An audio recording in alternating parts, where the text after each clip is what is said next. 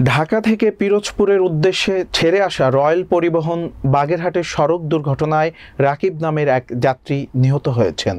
রাকিব মোরেলগঞ্জ উপজেলার পুটিমারি গ্রামের বাসিন্দা।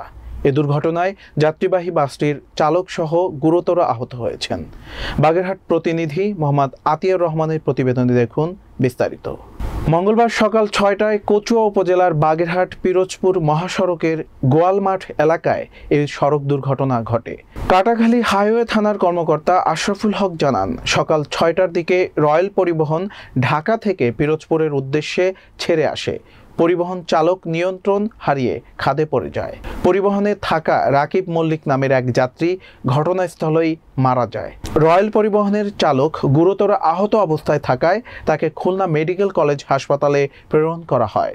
কচুয়া থানা পুলিশ ও বাগেরহাট ফায়ার সার্ভিস ঘটনাস্থলে পরিদর্শন করেন। বিষয়টি নিশ্চিত করেন কাটাখালী হাইওয়ে থানার কর্মকর্তা আশরাফুল হক। 23/4/2024 তারিখ সকাল 6:05 সময় ঢাকা থেকে ছেড়ে আসা রয়্যাল পরিবহনের দুর্ঘটনা কবলিত বাসটি ঘটনাস্থলে পৌঁছালে গাড়ির চালক দ্রুত বেপরোয়া গতিতে গাড়ি চালাইয়া রং সাইডে গিয়ে এই পাশে থাকা প্লাস মেয়ের বাড়িতে ধাক্কা দিয়ে তার বসতঘর সাথে দোকান দুইটা ভেঙে চলে নিয়ে গর্তের মধ্যে পড়ে যায়। ওর নাম হচ্ছে রাকিব মল্লিক। উনি গুরুতর জখমপ্রাপ্ত হয়। স্থানীয় লোকজন তাকে উদ্ধার করে হাসপাতালে নেওয়ার পরে রাকিব মল্লিক মারা যায়। আর গাড়ির যে চালক ছিল ওনার নাম ঠিকানা এখন আমরা পুরোপুরি সংগ্রহ করতে পারি না।